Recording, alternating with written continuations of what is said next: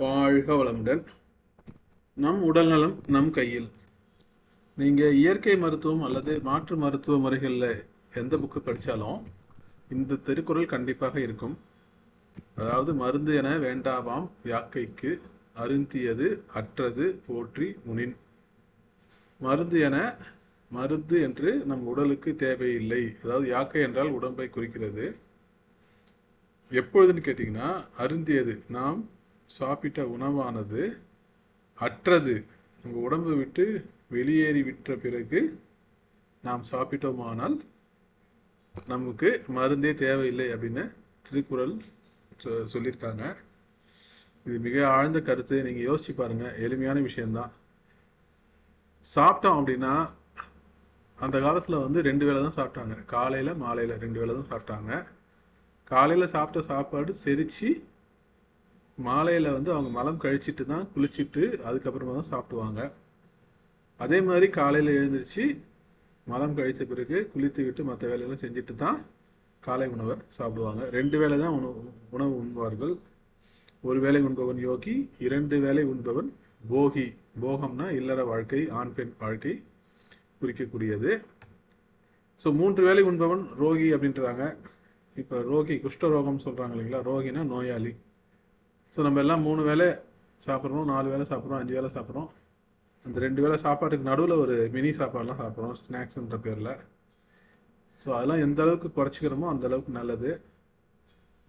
Okay, இந்த வீடியோவில் ஒரு 5 முக்கியமான விஷயங்களை பார்க்க போகிறோம். இந்த உடம்பு பஞ்சபூதங்களால் ஆனது. அந்த பஞ்சபூதங்கள் எப்படி நம்ம ஆரோக்கியத்துக்கு உதவி செய்யுது, அதுக்கு நம்ம என்னென்னலாம் செய்யணும் அப்படின்றத பார்க்கலாம். பொதுவாக இந்த மாதிரி நல்ல பழக்கங்கள்லாம் நம்ம கடைபிடிக்கும் போது பார்த்திங்கன்னா உடம்பு ஆரோக்கியமாக இருக்கும். சில பழக்கங்கள்லாம் ரொம்ப எளிமையானதாக இருக்கும், ஆனால் அதனுடைய பலன்கள் ரொம்ப அதிகமாக இருக்கும். உதாரணத்துக்கு பார்த்திங்கன்னா, நம்ம கீழே உட்காந்து தான் சாப்பிட்றோம். அந்த காலத்துலேருந்து கீழே உட்காந்து, கீழேனா என்ன, கீழே பாய் போட்டு இல்லை விரிப்பு போட்டு இல்லை ஒரு பலகை, மணப்பலகைன்னு இருக்கும், அதில் உட்காந்து தான் சாப்பிடுவோம். கீழே அந்த மாதிரி உட்காரும் போது என்னன்னு கேட்டிங்கன்னா, இதயத்துக்கு வேலை பளு குறையுது. எப்படின்னு கேட்டிங்கன்னா, நம்மளுடைய நிற்கும் போது கால் பாதத்துலேருந்து இருதயத்துக்கு ஒரு 4 அடி இருக்கும் ஹைட்டு. இப்போ உட்காந்திங்கன்னா ஒரு 3/4 அடியிலேருந்து 1 அடி தான் இருக்கும். அப்போ எளிமையாக கால் பாதத்துலேருந்து ரத்தம் ஈஸியாக பம்ப் பண்ணப்படும். ஸோ அப்போ இதயத்துடைய வேலை பளு குறையுதா? ஸோ சாப்பிடும்போது அதுமாதிரி கீழே உட்காந்து சாப்பிட்றது ரொம்ப நல்லது. தண்ணி குடிக்கும்போது கூட கீழே உட்காந்து தான் குடிப்பாங்க. இன்னும் கிராமத்தில் இதெல்லாம் நிறைய பேர் ஃபாலோ பண்ணிகிட்ருக்காங்க. ஸோ அதனால் இந்த மாதிரி ஆரோக்கிய பழக்க வழக்கங்கள் ரொம்ப சிம்பிளாக இருக்கும். என்ன இதெல்லாம் போய் செய்யணுமா, இதனால் பெரிய பலன் இருக்குமா நினைக்காம அதை கண்டிப்பாக செய்யணும். இந்த வீடியோவில் அதெல்லாம் டீட்டெயிலாக சொல்கிறேன். ஆனால் கெட்ட பழக்கம்லாம் ஏதோ செய்கிறோம் இல்லையா? சில பேர் புகைப்பிடிக்கிறாங்கன்னு வச்சுக்கோங்க உதாரணத்துக்கு. அதனால் உடனே கேன்சர் வருமானா வராது. அது என்ன ஆகும், தொடர்ந்து அந்த பழக்கம் பல வருஷங்களாக இருக்கும்போது அதுக்கப்புறம் பெருசாக வியாதி வரும், கேன்சர்ன்ற வியாதி வரும். அதுக்கப்புறம் அதை குணப்படுத்த முடியாது அப்படின்னு சொல்லி என்ன பண்ணுவாங்க, மரணத்தை நிறைய பேர் தழுவுகிறார்கள். இது ஒரு உதாரணம் மட்டும்தான். இதேமாதிரி பல வியாதிகள் இருக்குது. பல வியாதிகளில் இருந்து ஒரு சின்ன வியாதியாக இருந்தால் கூட எளிமையாக பழக்கத்தில் நம்ம மீண்டு வந்துடலாம். சில பேருக்கு அது மிகப்பெரிய தொந்தரவுகளையும் கொடுக்குது. சரி, அதனால் கண்டிப்பாக இந்த சின்ன சின்ன டிப்ஸ்லாம் ஃபாலோ பண்ணணுன்றதுக்காக தான் இந்த இன்ட்ரொடக்ஷன். ஃபஸ்ட்டு பார்த்திங்கன்னா, உணவு. மண், பஞ்சபூதத்தில் மண். சாப்பிடுவதற்கு பிரார்த்தனை செய்ய வேண்டும். பசித்தால் மட்டுமே சாப்பிட வேண்டும். முடிந்தவரை உணவில் 6 சுவை இருக்க வேண்டும். முதலில் இனிப்பு, வெல்லம் இல்லைன்னா பழங்கள் போன்றவற்றை சாப்பிட்ட பிறகு நாக்கால் சுவையை ருசித்த பின்னரே விழுங்க வேண்டும். சாப்பிடும்போது கண்களை மூடி உதட்டை பிரிக்காமல் உணவை நன்கு மென்று கூழ் போல் அரைத்து பின் விழுங்க வேண்டும். அதாவது வாயை மூடி சாப்பிடணும்னு சில பேர் கிண்டல் பண்ணுவாங்க. வாயை மூடி எப்படா சாப்பிட்றதுன்னு. சாப்பாடு எடுத்து வாயில் வச்சுங்க. வாயில் வச்சு அதுக்கப்புறம் உதட்டை நல்லா மூடிக்குங்க, காற்று போகாத அளவுக்கு. சாதாரணமாக மூடினா போதும். மூடி நல்லா மெல்லுன்னு உணவை குடி மற்றும் நீரை உண் அப்படின்னு சொல்லியிருக்காங்க. அதாவது அந்த உணவு வாயில் வச்சோம் இல்லைங்களா, அது நீங்கள் மென்னிங்கன்னா கூழாக மாறிடும். கூழாக மாறினதுக்கப்புறம் அதை குடிக்கணும். அதாவது திட உணவை கூழாக மாற்றி அந்த திரவ உணவாக மாற்றி அதுக்கப்புறம் அதை வயிற்றுக்கு அனுப்பணும். நீரை உண் அப்படின்னா என்னன்னா, தண்ணியை மெதுவாக சப்பி சப்பி சப்பி குடிக்கணும். அந்த தண்ணி உமிழ்நீரில் கலந்து கொஞ்சம் கொஞ்சமாக வயிற்றுக்கு போக வேண்டும். அதுதான் உணவை குடி அப்படின்னு சொல்கிறாங்க. அப்புறம் நீரை உண் அப்படின்னு பெரியவங்க சொல்லியிருக்காங்க. ஸோ சாப்பிட்றதுக்கு அரை மணி நேரம் முன்னாடி தண்ணி குடித்தா போதும். இப்போ நம்ம 10 நிமிஷத்தில் சாப்பிட போகிறோம் அப்படின்னா ரொம்ப தண்ணி குடிக்க வேண்டியதில் ஒரு 1/4 டம்ளர் கொஞ்சமாக வாயை நினச்சிக்கலாம். ரொம்ப தாகமாக இருந்தால் குடிச்சு தான் ஆகணும், அதுக்காக சொல்லலை. பட்டு சாப்பிட போகிறீங்க அப்படின்னா தண்ணி கொஞ்சம் அளவாக குடிச்சிக்கங்க. குடிக்காமல் இருந்தால் நல்லது தான். சாப்பிட்ட பிறகு அரை மணி நேரம் கழித்து தண்ணி குடிக்கணும்னு சொல்கிறாங்க. இது ஒரு சின்ன விஷயந்தான். ஆனால் சாப்பிடும் போதே நீங்கள் என்ன ஆகும், தண்ணி தாகம் ஏற்படும். ஏன்னு கேட்டிங்கன்னா, சாப்பாட்டில் காரம் அதிகமாக இருக்குது அப்படின்னா தண்ணி தாகம் கண்டிப்பாக ஏற்படும். நீ இப்போ தண்ணி குடிச்சு தான் ஆகணும். அப்போ என்ன பண்ணலாம், சாப்பாட்டில் மிதமான காரத்தை வச்சுக்கலாம். ரொம்ப காரம் அதிகமாக இருக்குன்னா கொஞ்சம் நல்லெண்ணெய் ஊற்றிக்கலாம். இல்லையா, கொஞ்சம் சாதம் அதிகமாக போட்டு குழம்பு கம்மியாக ஊற்றி கூட சாப்பிட்லாம். சரிங்களா? அதனால் எல்லா சுவையும் இருக்கணும், அது அளவோடு இருக்கணும். ரொம்ப ஒரு சுவைக்கு அடிமையாகிடக்கூடாது. ரொம்ப அதிகமாக காரமாக சாப்பிட்றது, சில பேர் உப்பு அதிகமாக சாப்பிடுவாங்க, அது மாதிரிலாம் இல்லாமல் ஒரு அளவோடு சாப்பிடணும். அதாவது உப்பு கரிக்கக்கூடாது. உப்பு அதுக்காக உப்பு இல்லாமல் சாப்பிடணும்னு சொல்லலை. தேவையான அளவு அனைத்து சுவைகளும் இருந்தாலே நல்லது. அடுத்தது, நீங்கள் நல்லா மென்று சாப்பிட்டீங்கன்னா உங்களுக்கு தாகம் ஏற்படாது. ஆனால் நீங்கள் ரொம்ப இல்லாமல் வேக வேகமாக சாப்பிட்டீங்கன்னா தாகம் ஏற்படும். எனவே மென்று சாப்பிடுங்கள். சாப்பிடுவதற்கு முன்பும் பின்பும் 3 முறை உள்ளங்கையில் சிறிதளவு நீரை உறிஞ்சி குடிக்க வேண்டும். அதாவது சில பேர் சந்தியா வந்தனம்லாம் சொல்கிறாங்க இல்லைங்களா, அந்த மாதிரி ஒரு ஒரு பிரார்த்தனை தான், ஒரு நன்றி கடன் தான். ஒரு பெருசாக அதில் நம்ம கான்சன்ட்ரேட் பண்ணணும் இல்லை. அது மாதிரி முடிஞ்சால் செய்யுங்க. குளிச்சிட்டிங்கன்னா ஒரு 3/4 மணி நேரம் கழிச்சு தான் சாப்பிட்ணுங்க. அதுக்கேற்ற மாதிரி பிளான் பண்ணிங்க. கொஞ்சம் சீக்கிரமாக குளிச்சிடுங்க. சில பேர் பசிக்கலன்னுவாங்க இல்லையா, குளிச்சுட்டு ஒரு 1/2 hour கழிச்சு பார்த்தீங்கன்னா நல்லா பசி எடுக்கும். சாப்பிட்ட உடனே குளிக்கக்கூடாதுங்க. சாப்பிட்டீங்கன்னா அந்த சாப்பாட்டை செரிச்சிட்டு அப்புறமா தான் நம்ம குளிக்கணும். ஒரு 3 மணி நேரம் 4 மணி நேரம் கழிச்சு தான் குளிக்கணும். இது ஒரு பொதுவான விதி. என்னைக்காவது ஒரு நாள்னா அது பரவாயில்ல, ஆனால் அது பழக்கமாகிடாதீங்க. அதாவது வயிற்றுல உணவு இருக்கும்போது குளிக்க வேண்டிய அவசியம் இல்லை, குளிக்காதீர்கள். அதே மாதிரி குளிச்சுட்டு ஒரு 45 மினிட்ஸ் கழிச்சு சாப்பிடுங்க. சாப்பிட்றதுக்கு முன்னாடி கைகளை, கால்களை, முகங்களை கழுவ வேண்டும். முடிஞ்ச வரைக்கும் கை கழுவுங்க. கண்டிப்பாக கை கழுவணும். கால்களையும் முகத்தையும் கழுவுறதுக்கு முயற்சி பண்ணுங்க, அது நல்லது தான். சாப்பிடும்போது முழு கவனமும் உணவின் மீது இருக்கட்டும். டிவி பார்க்கறது, ஃபோன் பார்க்கறது, என்ன பாட்டு கேட்கறது, இந்த மாதிரி எதுவுமே செய்யக்கூடாது. சாப்பிடும்போது இது ஒரு யோகம் மாதிரி செய்யலாம். கர்ம யோகம்னா என்ன, நம்ம செய்கிற வேலைகளை மனம் ஒன்றி செஞ்சோம்னா அதுக்கு பேர் தான் கர்ம யோகம். எனவே சாப்பிடும்போது உணவில் முழு கவனத்தை செலுத்தி நன்றாக மென்று சாப்பிடுங்கள். முடிஞ்சவரை வீட்டு உணவு, நம்ம மீது அக்கறை கொண்டவர்கள் செய்த உணவை சாப்பிடுங்கள். ஹோட்டலில் போய் சாப்பிடலாம், வேறு வழியெல்லாம் சாப்பிட்டு தான் ஆகணும் ஹோட்டலில். ஆனால் அங்கேயும் சில விஷயங்கள்லாம் நம்ம ஃபாலோ பண்ணணும். குறைஞ்ச அளவு சாப்பிடலாம். சில பேர் ஹோட்டலில் போனால் தான் அது ஏதோ அதிகப்படியாக சாப்பிட்றாங்க. அப்படி கிடையாது. கூட ஹோட்டலில் போட்டிங்கன்னா ரொம்ப குறைஞ்சபட்ச உணவு சாப்பிடுங்க. பசிக்காக மட்டும் சாப்பிடுங்க. வீட்டில் இருக்கும்போது நல்ல ஹெல்த்தியாக உங்களுக்கு பிடிச்ச மாதிரியான உணவுகளை சுவையோடு செஞ்சு சாப்பிடுங்க. சரிங்களா? ஏன்னா உணவுக்கும் உணர்வுக்கும் ஒரு சம்மந்தம் இருக்குது. நம்ம சாப்பிட்ற உணவு நம்ம உடலில் சில மாற்றங்களை ஏற்படுத்தும். அதே மாதிரி சமைக்கிறவங்களுடைய உணர்வும் அந்த சாப்பாட்டில் கலக்கும் அப்படின்னு சொல்லுவாங்க. இதுக்கு ஒரு கதை கூட சொல்லுவாங்க. அந்த காலத்தில் ஒரு ராஜா என்ன பண்ணாராம், ஒரு முனிவரை சாப்பிட்றதுக்கு கூப்பிட்டு இருந்தாருங்களாம். அந்த முனிவர் சாப்பிட்டுட்டு இருக்கும்போது என்ன ஆச்சுன்னா, சாப்பிட்டுட்டு அங்கே இருந்த ஒரு வெள்ளி டம்ளரை எடுத்து அவர் பையில் எடுத்து போட்டுட்டு கிளம்புனாருங்களாம். அதை பார்த்துட்டு யாரோ ராஜாட்ட சொல்லிட்டாங்க. ராஜா சொன்ன உடனே ராஜா அவர் கூப்பிட்டு விசாரித்த உடனே, ஆமாம் பார்த்தா டம்ளர், வெள்ளி டம்ளர் அவர்கிட்ட இருக்குது. அது கேட்டார், என்ன வெள்ளி டம்ளர் நீங்கள் வச்சுருக்கீங்களா, நீங்கள் என்ன போலி சாமியாருன்ற மாதிரி அவர் தண்டிக்க போனாராம். அப்போ அந்த முனிவர் சொன்னாராம், இல்லை நான் வந்து இது வேணும்னே செய்யலை, நீங்கள் கொடுத்த சாப்பாட்டில் தான் ஏதோ குறை இருக்குது, அந்த சாப்பாடு உள்ளார போனதுக்கப்புறம் தான் அந்த திருடணுன்ற உணர்வு எனக்கு வந்திருக்கு, அது நீங்கள் என்னன்னு விசாரிங்கன்னு சொன்ன உடனே அவர் முதல்ல ராஜா நம்பல, இருந்தாலும் ஒரு பெரிய முனிவர் சொல்கிறாரு அப்படின்றதுனால அந்த சாப்பாடை எந்த சாப்பாடில் செஞ்சது, எந்த அரிசியில் செஞ்சதுன்னு விசாரிக்கிறாரு.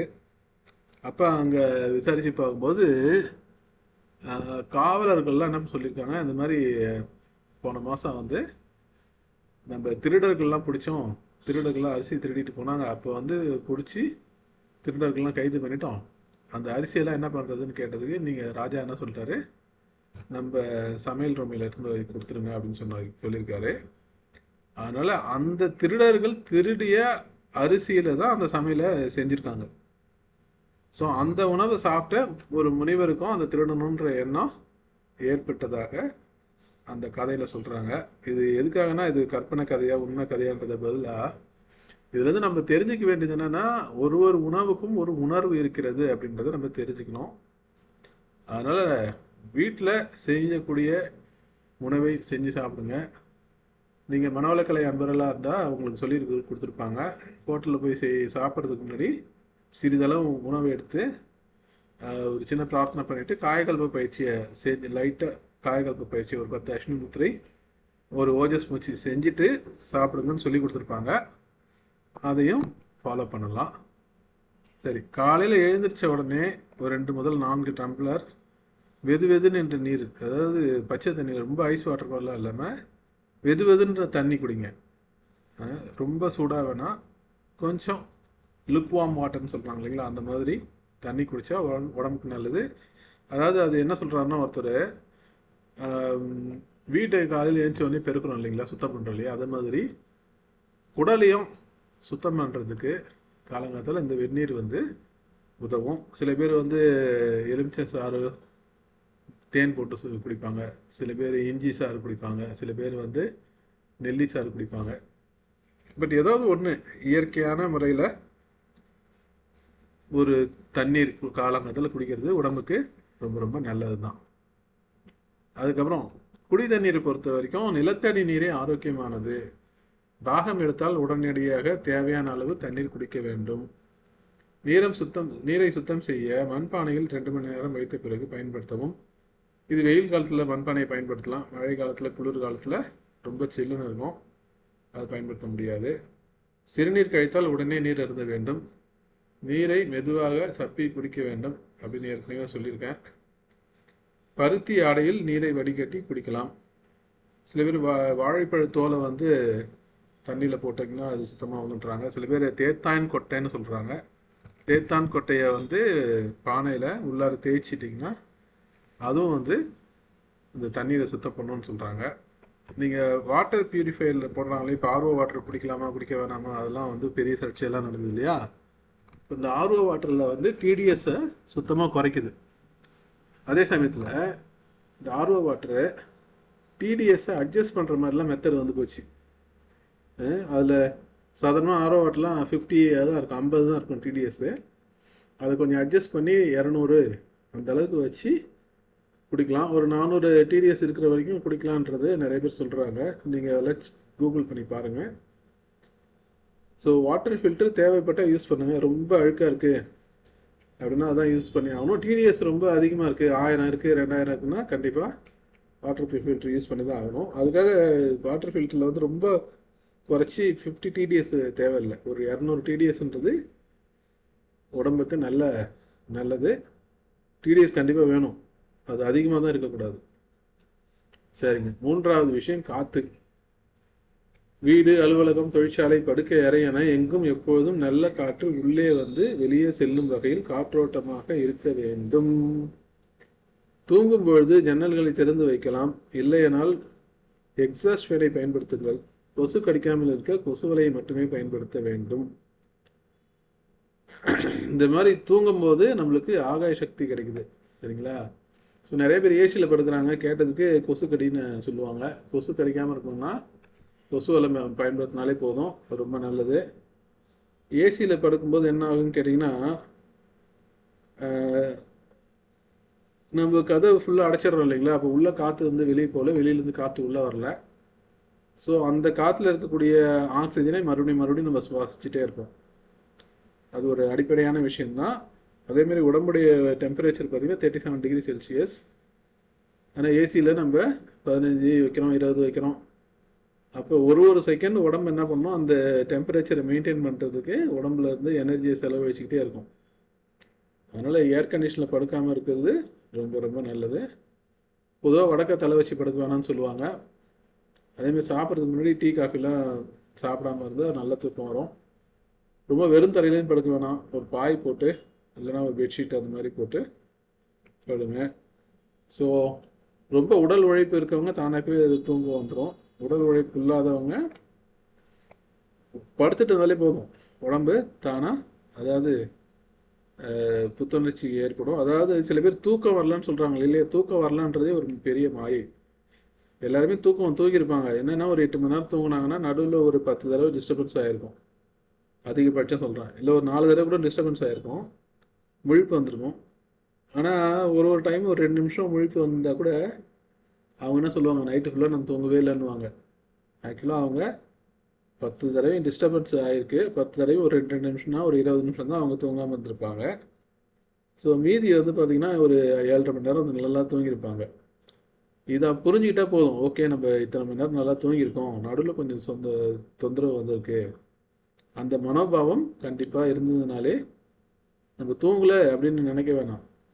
சரிங்களா, இது ஒரு முக்கியமான விஷயம். சரி, ஸோ நைட்டு தூங்குறதுக்கு முன்னாடி பல்லு விளக்கிட்டு படுங்க. தாடைக்கு கீழே தடவி கொடுத்தீங்கன்னா நல்ல தூக்கம்னு சொல்கிறாங்க.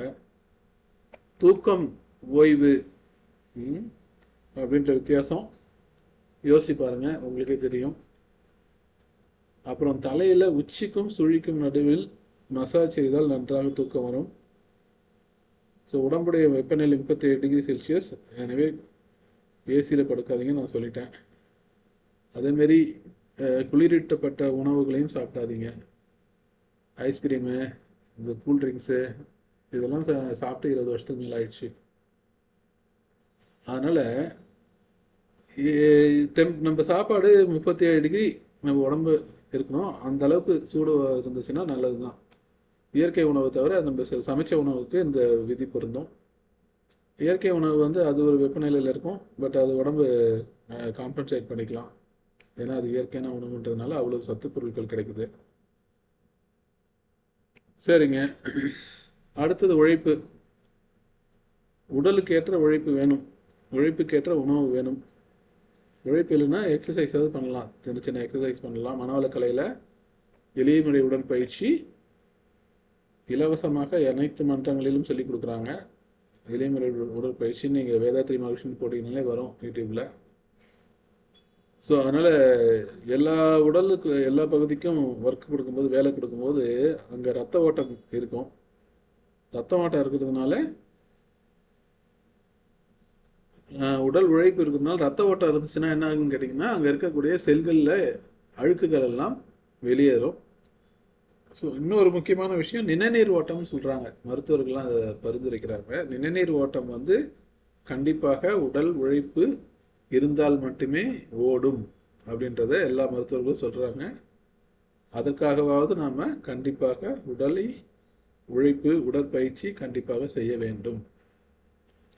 சரி, இப்போ இவ்வளோ விஷயம் சொன்னா இல்லைங்களா, இதில் எந்த அளவுக்கு உங்களால் ஃபாலோ பண்ண முடியுமோ அவங்கவுங்க சூழ்நிலைக்கு ஏற்ற மாதிரி உங்களுடைய நடைமுறையில் சில மாற்றங்கள் என்னென்ன செய்ய முடியுமோ செய்யுங்க. இதை செய்யலையே அப்படின்னு சொல்லி எந்த வித குற்ற உணர்வும் வேண்டாம்.